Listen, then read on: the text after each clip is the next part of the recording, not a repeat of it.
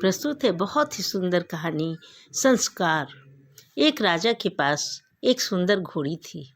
कई बार युद्ध में इस घोड़ी ने राजा के प्राण बचाए थे और घोड़ी राजा के लिए पूरी वफादार थी। कुछ दिनों के बाद इस घोड़ी ने एक बच्चे को जन्म दिया। बच्चा काना पैदा हुआ पर शरीर हिष्ट पुष्ट व सुडौल था। बच्चा बड़ा हुआ।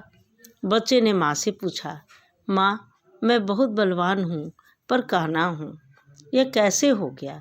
इस पर घोड़ी बोली, बेटा, जब मैं गर्भवती थी, तू पेट में था, तब राजा ने मेरे ऊपर सवारी करते समय मुझे एक कोड़ा मार दिया था, जिसके कारण तू काना हो गया।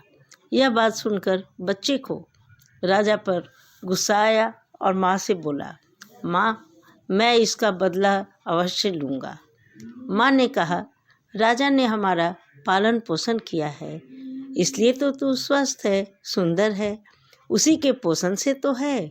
यदि राजा को एक बार गुस्सा आ गया तो इसका अर्थ यह नहीं कि हम उसे क्षति पहुंचाए। पर उस बच्चे के समझ में कुछ भी नहीं आया। उसने मन ही मन राजा से बदला लेने की सोच ली।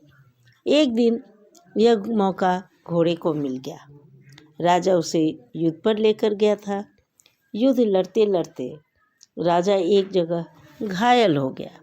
घोड़ा उसे तुरंत उठाकर वापस महल में सुरक्षित ले आया।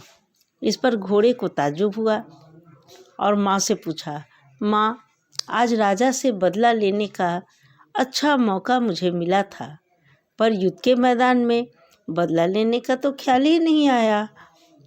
क्या मन में गवारा ही नहीं किया? इस पर घोड़ी हंसी, बेटा, तेरे खून में और तेरे संस्कार में धोखा है ही नहीं। तू जानकर तो धोखा दे ही नहीं सकता है। तुझसे नमक हरामी हो ही नहीं सकती, क्योंकि तेरी नस्ल में तेरी माँ का ही तो अंश है, माँ का ही खून है। यह सत्य है कि जैसे हमारे संस्कार होते हैं, वैसा ही हमारे मन का व्यवहार होता है।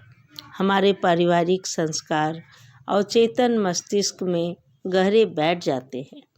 माता पिता जिस संस्कार के होते हैं, उनके बच्चे भी उसी संस्कारों को लेकर पैदा होते हैं। हमारे कर्म ही संस्कार बनते हैं और संस्कार ही प्रारब्धों का रूप लेते हैं। यदि हम कर्मों को सही व बेहतर दिशा दे दें तो संस्कार अच्छे बनेंगे और संस्कार अच्छे बनेंगे तो प्रारब्ध का फल बनेगा, वह मीठा व स्वादिष्ट होगा। अतः हमें संस्कार की ओर ध्यान देना चाहिए। धन्यवाद। कहानी अच्छी लगी हो तो सब्सक्राइब करना नहीं भूलेंगे।